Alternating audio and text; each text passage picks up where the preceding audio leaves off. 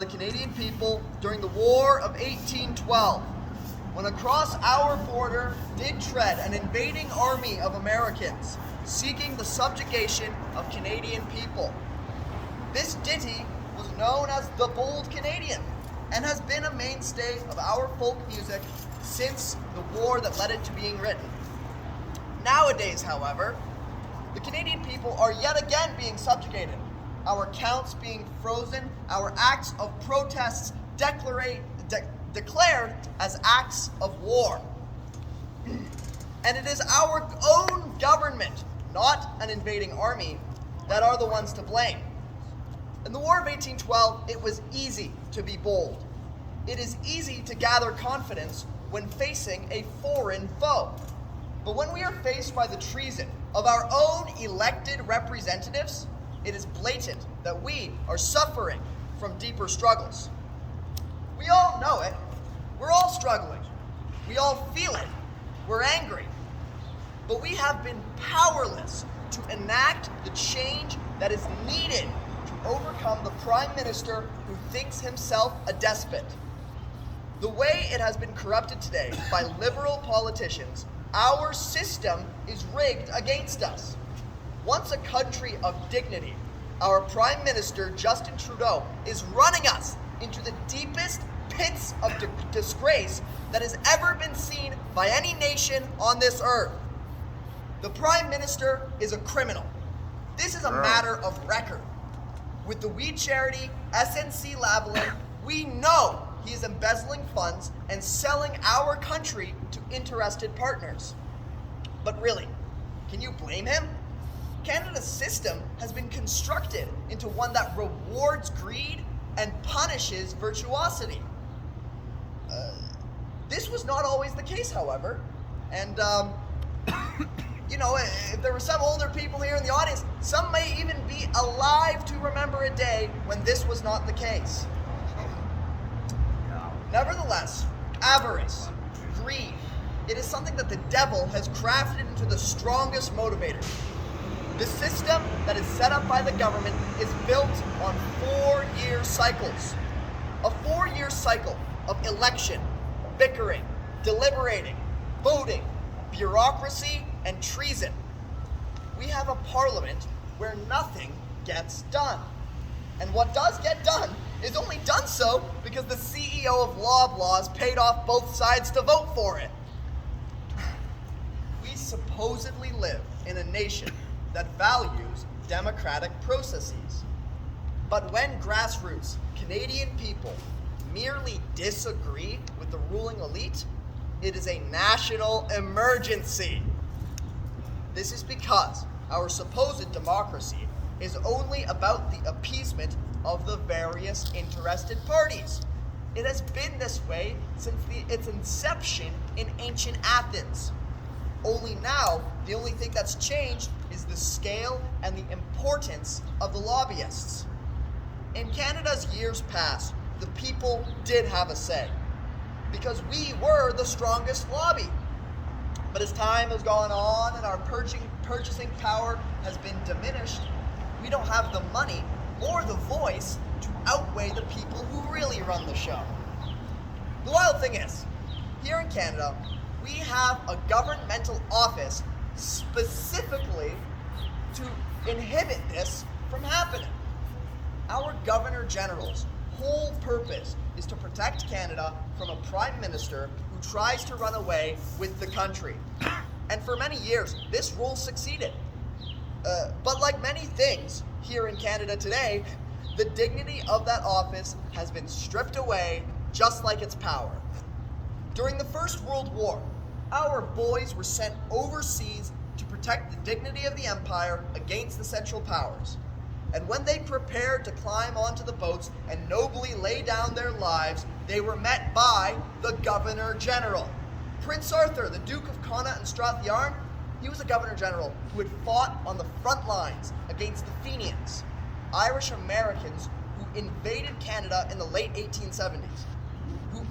The Governor General understood the fear that men would face going into a battle and had served alongside Canadians in war before.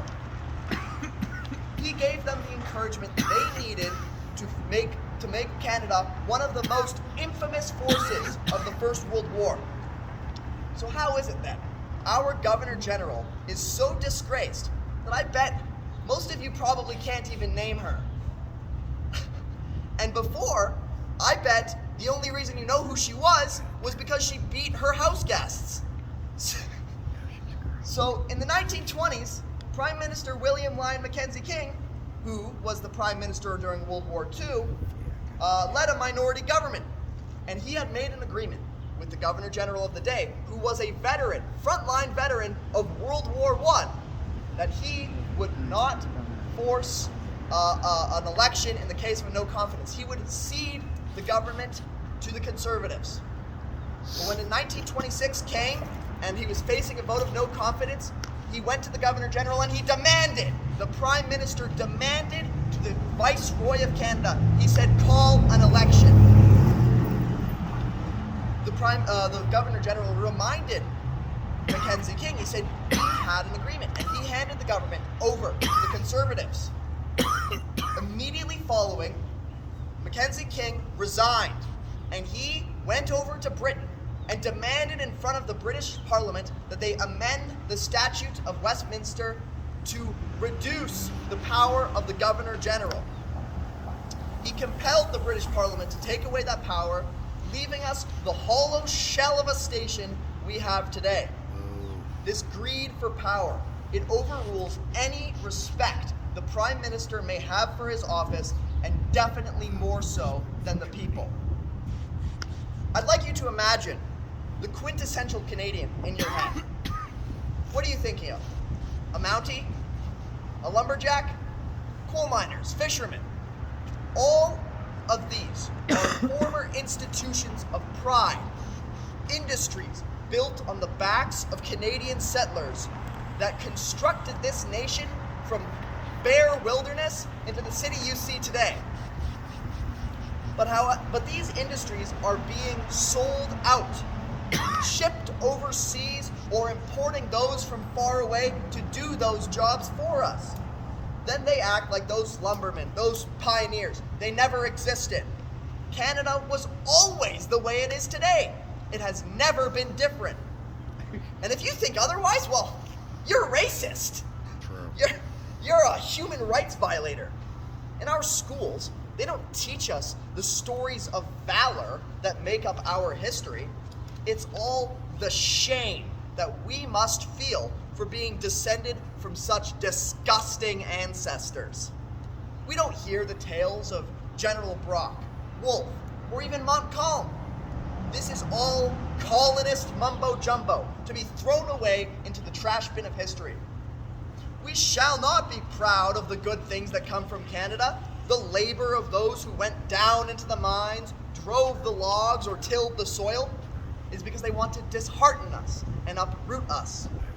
When they uproot us, we don't remember the songs of bold Canadians who fought to protect this country against all odds. Because if we knew, we might fight to protect our country from them.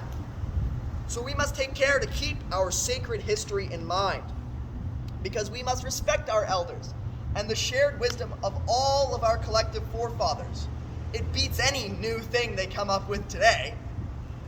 Because every day, they import thousands into this country. People who don't have ties to this country. People who don't desire to foster this country and renew it. They think that Canada is an economic zone, a cash cow to be milked. We're not a proud people with a prouder heritage. We're a fringe minority who needs to lay down and die. This is why they levy tax against us, cancel our industrial projects and pipelines to ship them across the seas. It's a globalist agenda that seeks to divorce us from our birthright, say that we owe our inheritance to the whole world. Our sacrifice means nothing because they feel that the sacrifice is owed to the altar of their world government. They want to change this country, come up with a new Canada that is official multiculturalism. But we were just fine before. And in my heart lives that Canadian lumberjack, burling down the white water, the pioneer Mountie building a fort on the Canadian plains, or the brave settlers that constructed this braver nation. In my heart lives the bold Canadian who will not stand for the rights of his country being molested by foreign interference or internal treason. Queen Victoria, whose day I speak to you all on now, signed our Constitution for the protection of our national liberties and to construct a government to protect her people in North America from falling victim to this sedition. All of us need to stand up and inhabit the soul of the bold Canadian. For if we don't protect the rights and the values of our Constitution set forth by Queen Victoria, then we will continue to degrade and fall victim to a Prime Minister who wishes to exalt himself above the station of his office. Now, like General Brock, the man who led our Canadian forces against the invading beliefs of an American republic, we now need to lead ourselves to freedom from the poisonous beliefs of the Ottawa dictatorship, who divorces our country from all that had made it unique, proud, strong, and free. Yeah. Here, here. Very good, Connor. Very good. Thank you very much, everyone. Thank you.